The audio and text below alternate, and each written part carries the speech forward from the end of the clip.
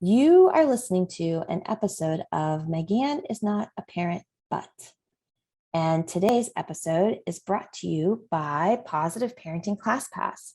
Positive Parenting Class Pass are 6 simple positive parenting classes to kickstart your positive parenting journey. You can begin today at bekindcoaching.com/classpass.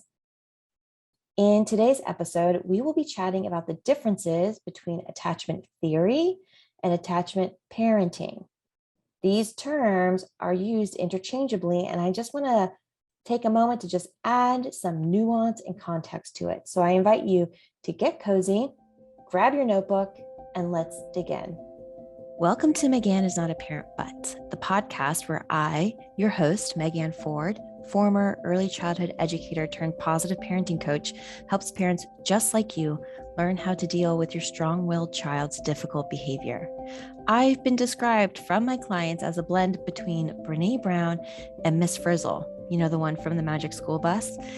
I help bring awareness and hold space for the hard conversations and make big concepts like behavior and relationships and temperaments easy to understand and easy to implement. If you're a parent who struggles with your child's loud, dramatic, disruptive, over-the-top behavior, but don't think a parenting coach would help you because those are just for the bad parent or those parents, then this episode is especially for you. I invite you to grab a journal, a cozy blanket, a warm beverage, and enjoy what you're about to explore. All right, as I said right before I push record on this episode, I feel as though Spicy MegAnne is going to come out. She's been coming out more often, the more comfortable and safe I feel. She's been popping off. And I have a feeling that she's going to come out in this podcast because I have seen a lot of misunderstanding throughout my years as a preschool teacher and as a parent coach around having a good bond. And maybe you too, when you think about when you first became a parent, if you connect back to those early days, maybe you too have been, what is the submerged is the word that comes up, like submerged into all of this pressure around having a good bond. And when I think about having a good bond, or when the parent-child bond comes up, or the attachment bond comes up, I tend to see it shared through certain lenses. And this lens is kind of either you're in it or you're out of it. Like you're either doing it or you're not doing it. And so what I've seen is to have a good bond, I must do these certain things. I must breastfeed, I must co-sleep, I must not let the child cry, and I must not have plastic toys.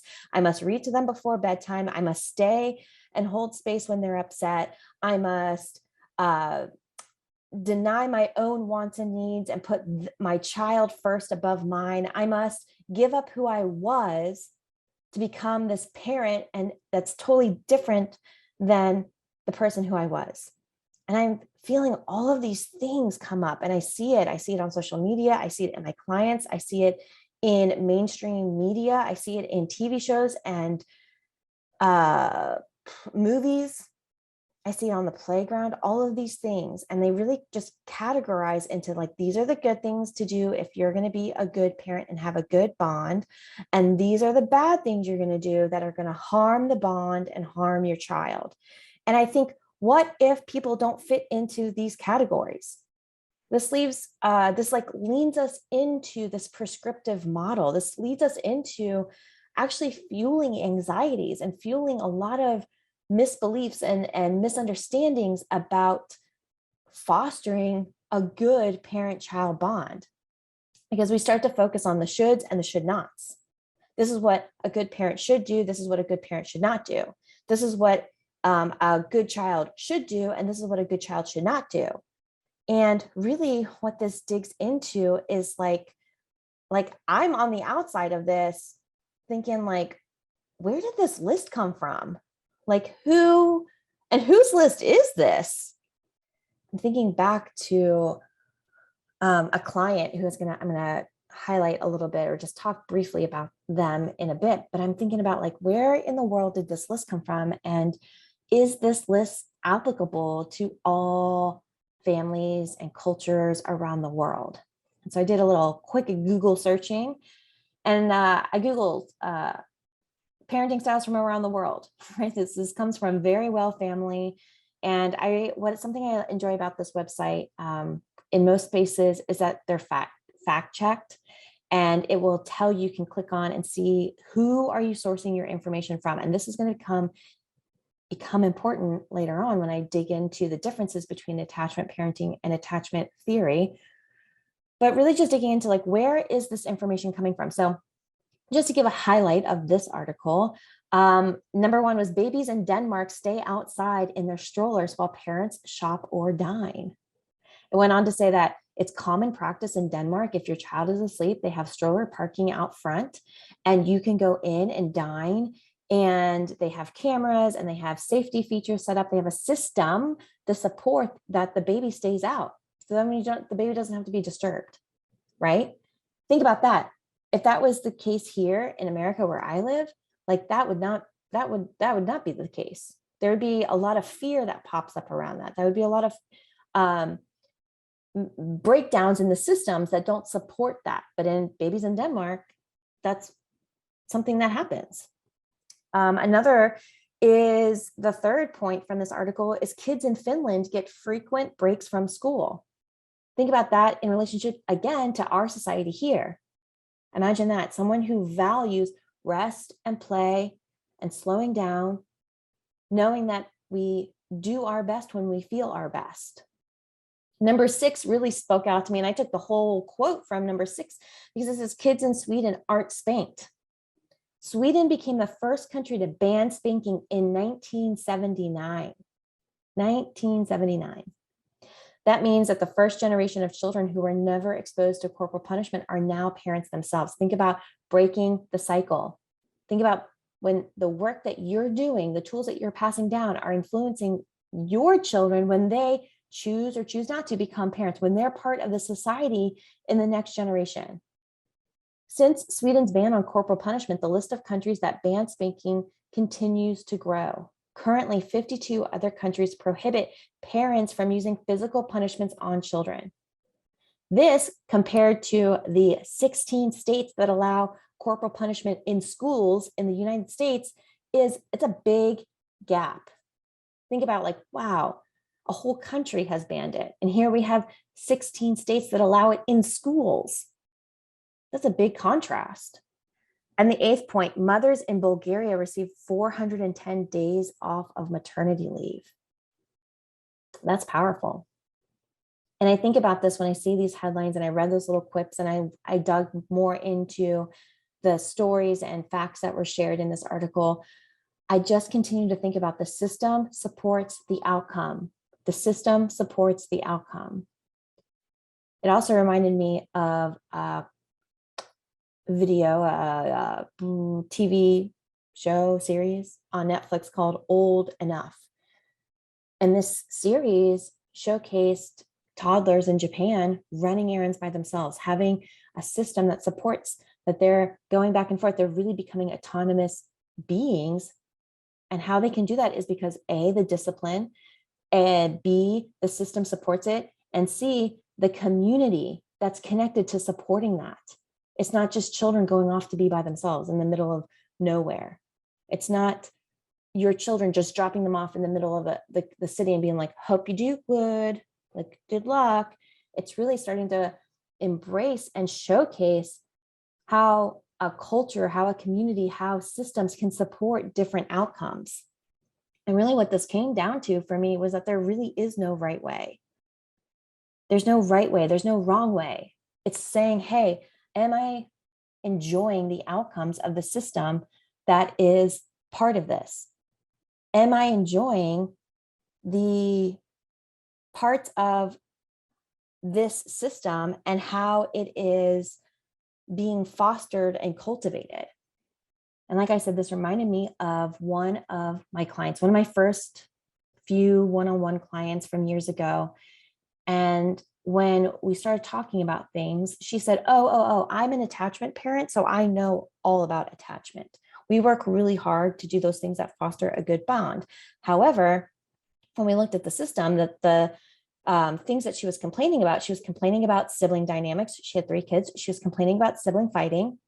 She was complaining about not listening to boundaries, not being able to communicate boundaries, thinking that boundaries are mean, thinking that children should always be happy. And it was starting to cause a rift not only in her marriage, but also in her family unit, that though she was doing all of the things that she should be doing, she was co-sleeping, she had extended breastfeeding, she played with wooden toys, she limited the kids' screen times. Though she was following all the right rules, the outcomes were not that which were promised to her. And I'm going to say that again. Though she was following all the right rules, the outcomes were not that which were promised to her. And it got me thinking, like, again, curious mind, who's telling you these rules? Who's telling you this? And it got me in a space to just learn more information about this term attachment parenting, and learning what this came from, what the source was. And through working together, I learned that there were some rules of what a quote unquote good parent, what she should do and what she should not do. And that leaned into learning about William Sears and his wife and their whole ecosystem that's called attachment parenting. And really what attachment parenting is very clever marketing. Dr. William Sears and his wife, Martha Sears, he is a pediatrician. She is a nurse practitioner. They picked up that the attachment bond was very important to parents, and especially new mothers who were entering into a space often under-supported, often undereducated, and often feeling scared. I mean, think about when you were given your children for the first time, and think about back on to what supports were you given once you got home? What education were you given once you got home? What supports were in place to make sure that you were on track developmentally and emotionally? And it reminds me back to that article of all of the other countries and how they offer different supports. They have systems in place that offer different supports. And so really, when I think about attachment parenting and this whole world of attachment parenting, I think like, wow, some freaking good intentions. Like this person was like, oh, here's a gap in the market. Let's fill the gap. Let's create a system. Let's create a philosophy. Let's create a methodology to help parents based off of our experience with parents. It makes sense. They came from a background and they worked really hard and they were trying to help. They had the intention to help. However, what will come to find out, and as we kind of peel back the layers of this, intentions don't always equal impact. And sometimes we can have the best intentions. However, the impact, if we're not checking on the impact, it can have some undesired impacts. And so why do I say this is very clever marketing? This is very clever marketing because when I Googled attachment parenting, at the top of my list, it showed me Dr. Sears's books, the attachment parenting book. It showed another book called The Baby Book. It showed me modern attachment parenting. But then it also sprinkled in Dan Siegel's work. And Dan Siegel is very adamant that there is a big difference between attachment parenting and attachment theory. So here, even Google is confused on this. Mixing in attachment theory books like Parenting from the Inside Out and The Whole Brain Child, mixing those books in with attachment parenting books. We're going to start to really see in this episode, and we're going to peel back that attachment parenting is not the same thing as attachment theory.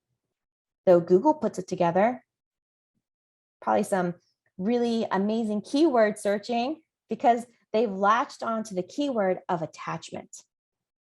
But I'm going to say it again, attachment parenting is not the same thing as attachment theory. Attachment parenting is clever marketing using a keyword attachment that is something that is very important. However, it is kind of like the equivalent, like attachment parenting is to attachment theory as CrossFit is to exercise science. Is CrossFit exercise? Yes. Does CrossFit have a lot of rigid rules that you must practice in order to be a CrossFit athlete? Is that what they're called? Maybe athlete? Yes. Is CrossFit the best way to exercise? Now, I don't know about that. I don't know if CrossFit is good for everyone. I know that when people want to learn CrossFit, then they become immersed in the CrossFit culture, just like people who want to learn attachment parenting will get immersed in the attachment parenting community, but it is not the same as the foundation of science and theoretical study.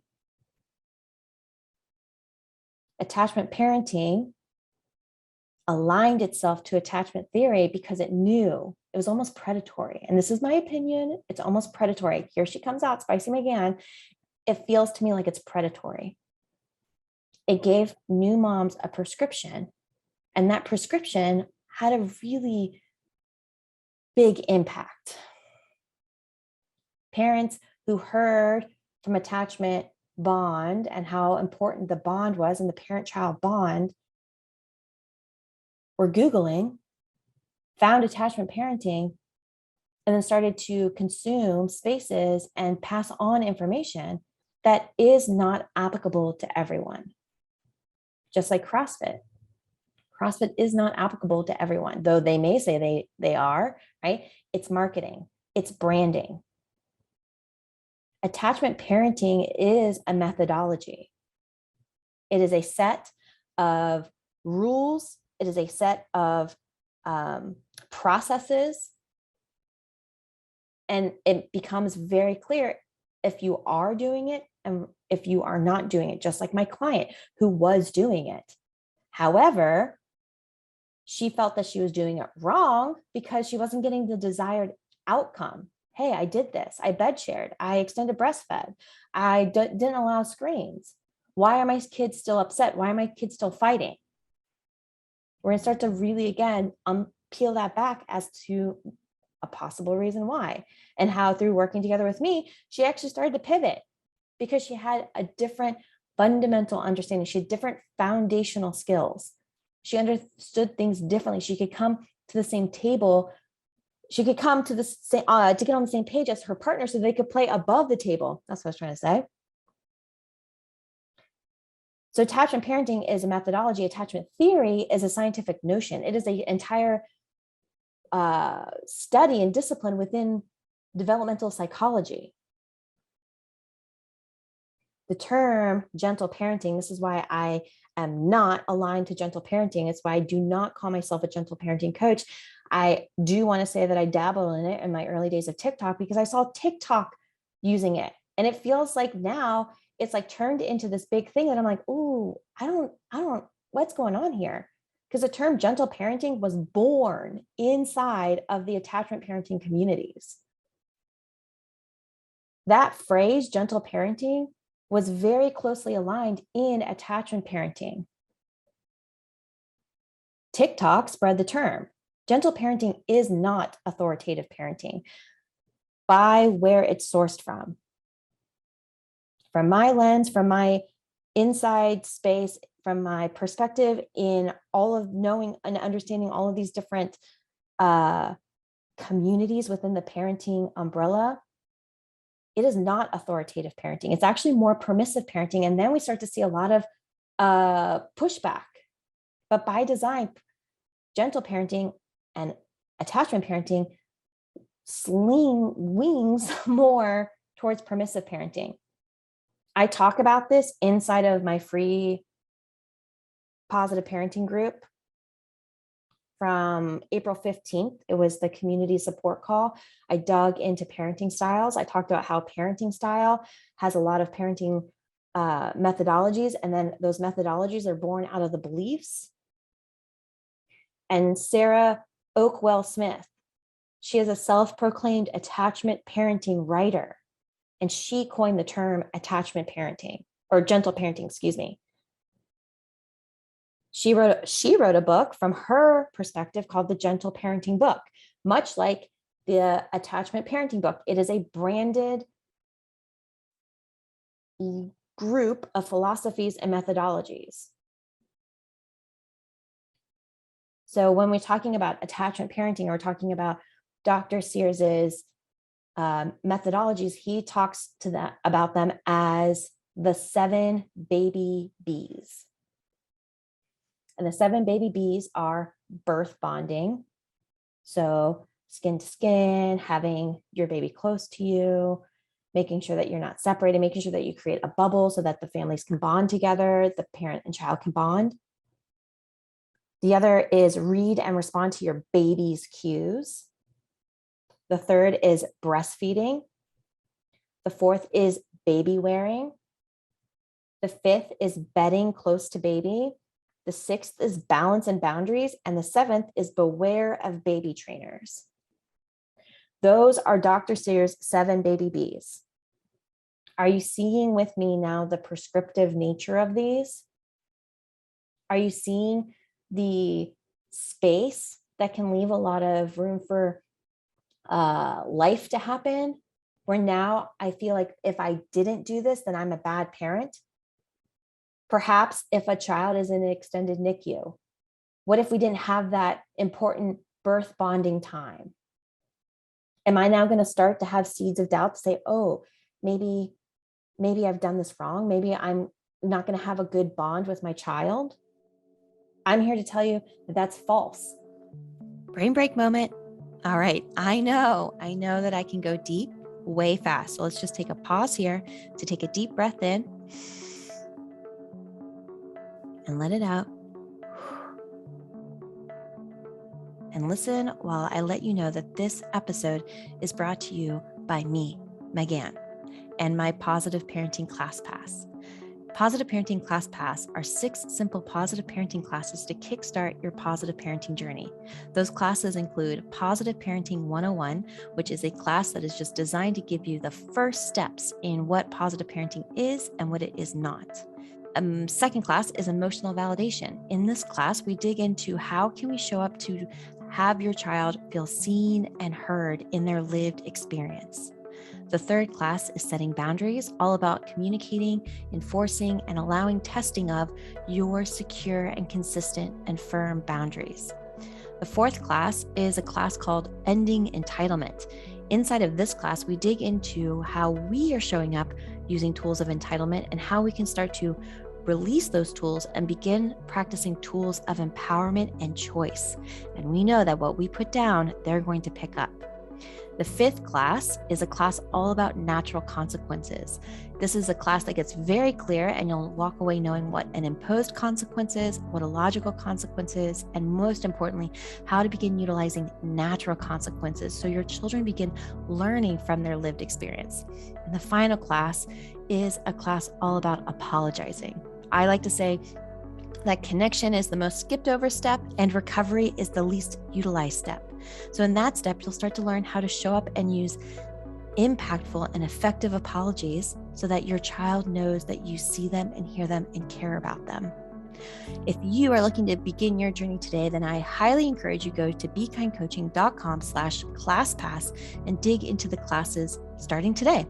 As my free gift, you will receive Raising Respectful Kids, which is my 3-part video series all about how to stop focusing on adding on more decorations to your child and to you and to your relationship, and instead starting to reinforce and build a solid and secure foundation together. I can't wait to hear all of your amazing wins from the steps that you take inside of Positive Parenting Class Pass. All right, ready to get back to our episode? Before we get back, let's take one more deep breath together. And take a deep breath in and let it out. And let's go. If your baby is away from you, that's not black or white. It doesn't mean like, well, you've messed up your bond. However, in this world, it can lead to having those anxieties, it can lead to having those doubts. Think about breastfeeding. What happens if you choose not to breastfeed? What happens if you're not able to breastfeed? What then? Are you putting your bond with your child at risk? I'm here again on the other side to say, No. Is it going to look different?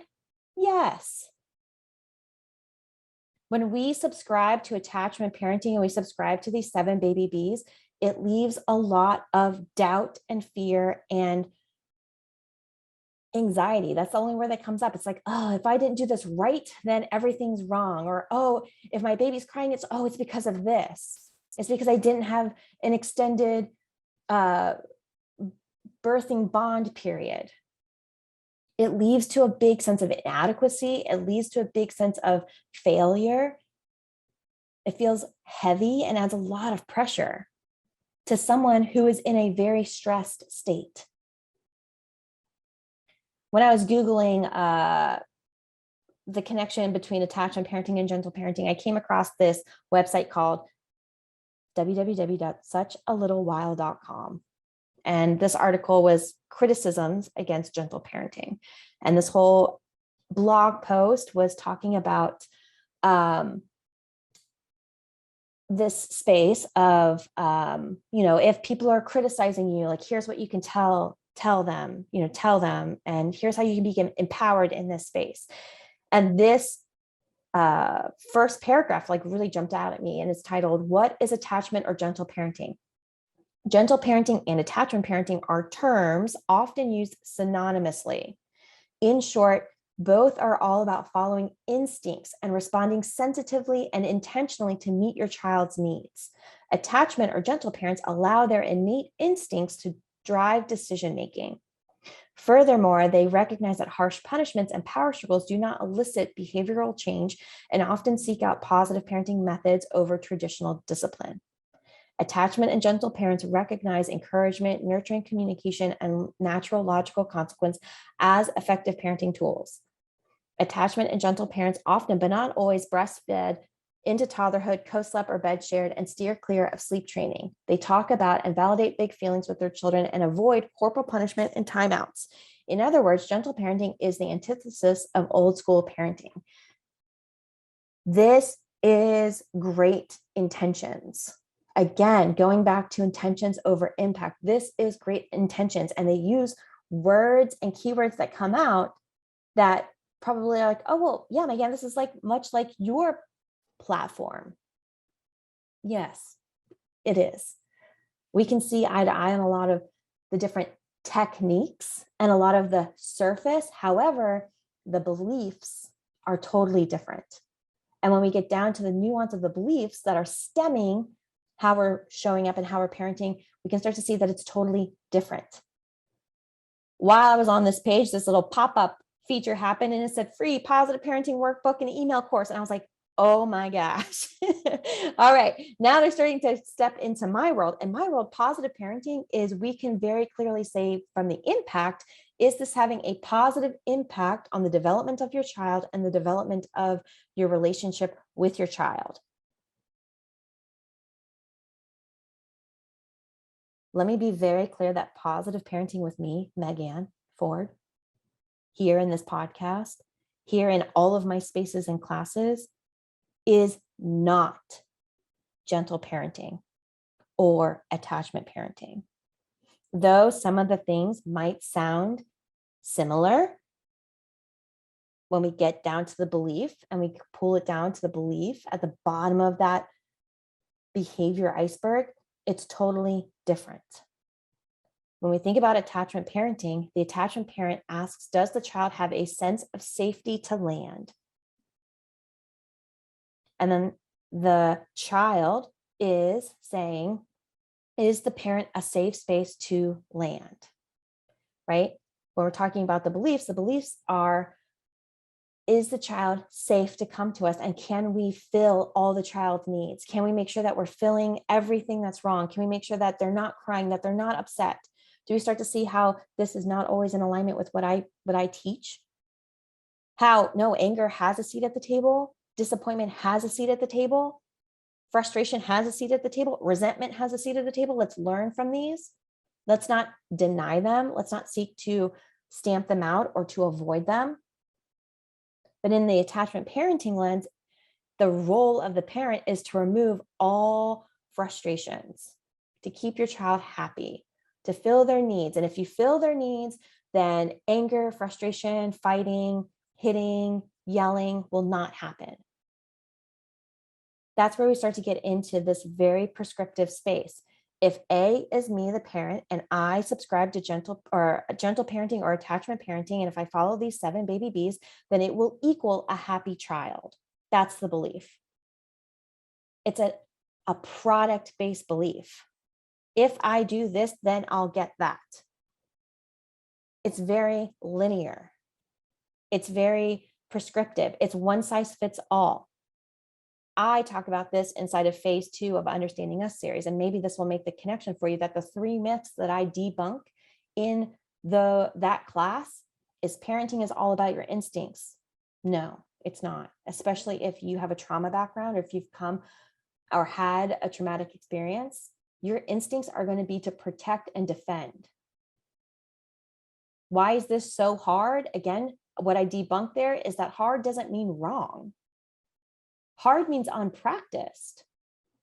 Maybe there are things in parenting that are always going to be hard because you're always learning and practicing them. The invitation is not to think that hard is that you're doing it wrong or that you're inadequate. It's that hard is saying, hey, come practice more. You're worth this practice. It's a call in, not a call out.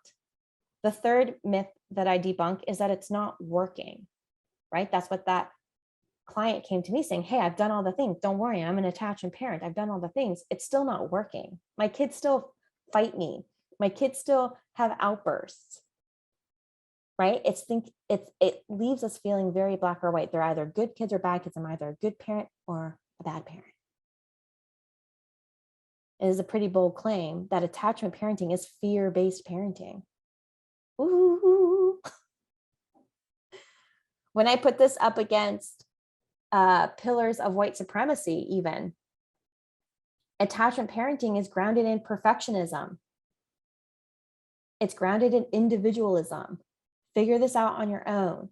You need to focus on, you know what's best for your child. You know what to do. Don't listen to others. Don't get into spaces of community. You know, this is what you should be doing. It's focused on quantity over quality, right? How much time? I think I remember from the Understanding Us series, Danny talking about like how it's always focused on, you need 10 minutes of quality time. And it's like, whoa, okay, I have all day with them. Focused on fear of conflict, right? If your child is upset, it's your job to make them happy. It's your job to relieve them. It's focused on a right to comfort. You know what's best. Don't let anyone tell you any different. Don't ask for help because you know, just trust your motherly instincts. We're all just doing our best. You're doing a great job. You're doing just fine, right? Oh, you're uncomfortable. Let's get you back into comfort. And that practice invites in a lot of defensiveness when there's alternate perspectives coming in, offering you a different point of view. It's also founded in objectivity. Well, this is my experience. Children, this is what I do for them. It's also really power. There's a power imbalance there, where now it's my role to fill your needs. It's my duty to make sure that I'm doing everything right for you, because if not, then I'm going to mess you up. It's a lot of pressure. And I see it in these attachment parenting spaces. It's a lot of pressure that if you're not doing it right, then I think you need to change it. To counter this, Positive Parenting with MegAnne is grounded in attachment theory, not attachment parenting. It's grounded in attachment theory, and it is trauma-informed caregiving. What do I mean by that? Attachment theory shifts the perspective out of the parent's perspective, right? What is the parent doing for the child? How is the parent responsible for the child? What is the parent doing to support the child?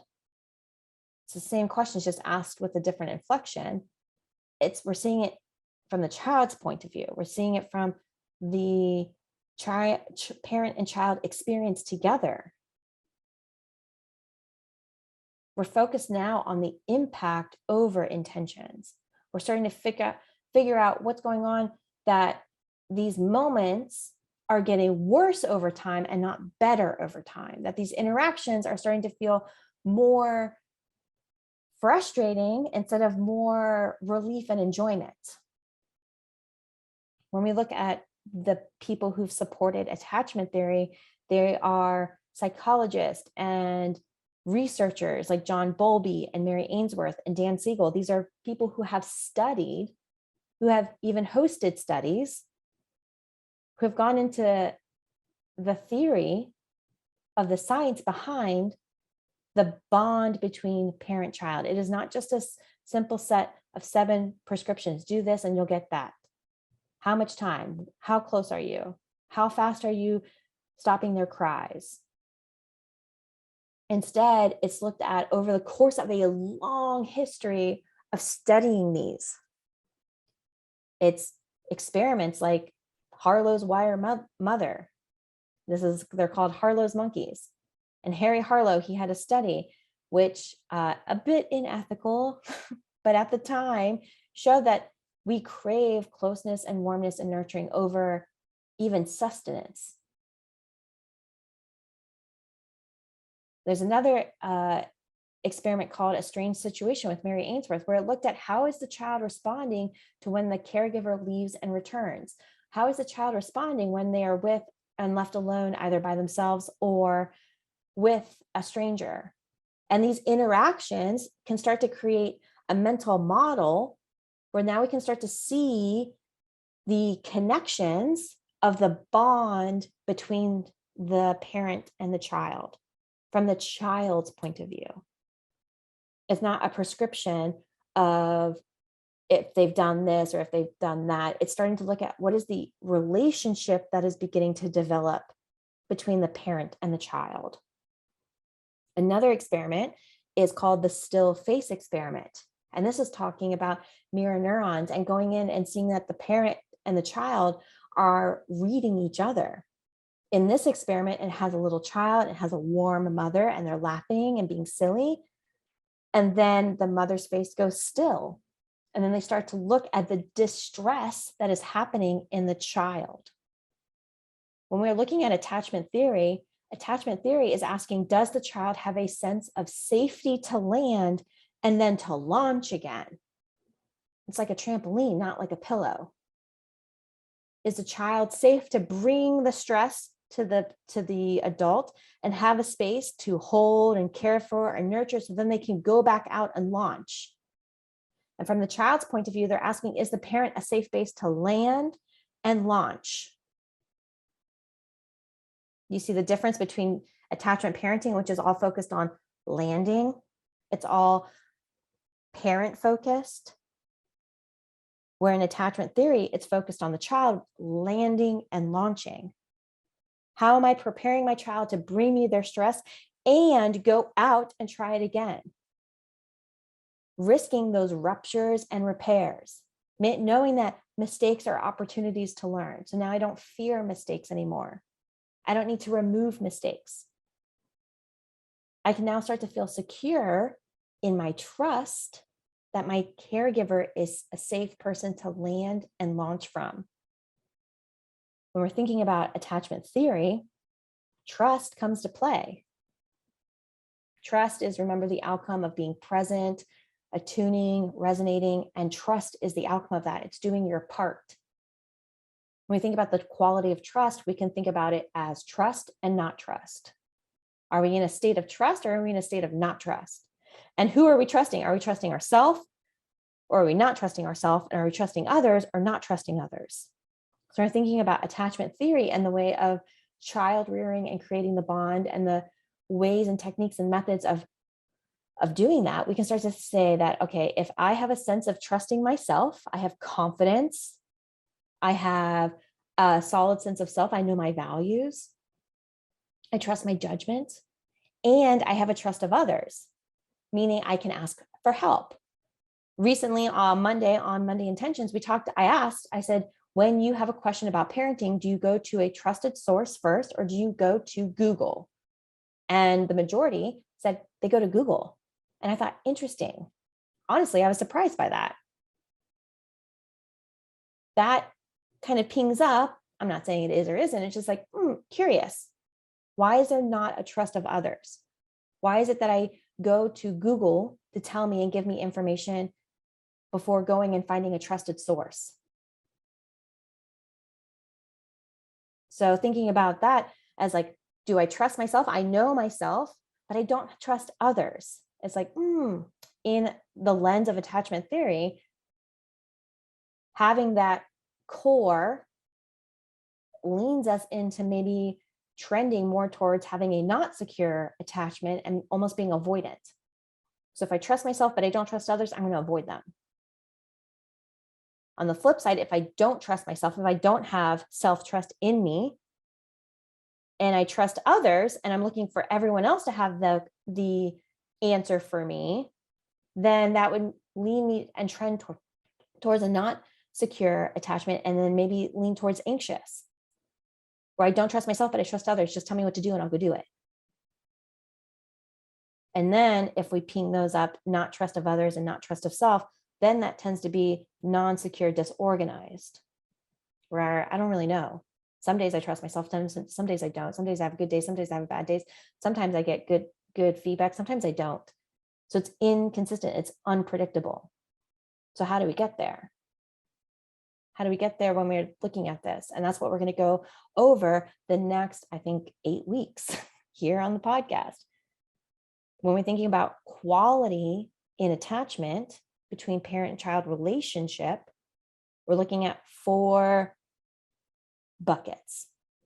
We're looking at a sense of safety. We're looking at, does the child feel seen, understood? Are we communicating in ways that helps the child feel seen and understood? Does the child feel soothed in their stress states? Are we able to soothe ourselves in stress states? And do we have a sense of consistency and security? When we look at those qualities, we can see it through 2 lenses again, trust and not trust. Are the ways that I'm showing up deepening the trust between me and my child, or are the ways that I'm showing up fostering not trust? And when we think about not trust, that creates a lot of stress for us and them. So it's not the things that the parents do that facilitates this bond. It's not that you have to do it the right way in order to facilitate this bond. It's that if you don't do it the right way, then you're fucked. That's not what this is saying at all. It's saying, hey, are we learning? Are we attuned to our relationship together to say, hey, we've gotten off course, let me come back and do a repair. And that's what we're going to go through, because now we can start to think that in attachment theory, through that lens, A is the adult, the caregiver, B is the child, and C is the bond. So now it's A plus B equals C, and we can start to become curious to, are we getting the impact that we desire, that fills us up, that leaves us feeling fulfilled as a parent and a caregiver? It's not a product, it's a process. It's, are we attuned to the process? Are we taking steps to feel secure in our process? Are we entering into spaces and communities that help us fuel that process together? And like I said, that's what we're going to be talking about. This is just like a little bit of an intro. We're going to be talking about it over the next 8 episodes. So season 5, episode 28 is, we're going to be talking about the secure parent. Season 5, episode 29, we're going to be talking about the insecure parent. We're going to be talking about the traits, the values, the benefits, the liabilities, and the spaces to learn, just like we did through the trauma response series. We're going to look at it from what's going on here, what are the traits, how can we improve, and what helps us get to a space of feeling secure so that we can start to have a quality bond between parent and child. Season 5, episode 30 is the safe parent. Season 5, episode 31 is the unsafe parent. Season 5, episode 32 is the soothing parent. Episode 33 is the unsoothing parent. 34 is the seeing parent, and 35 is the unseeing parent.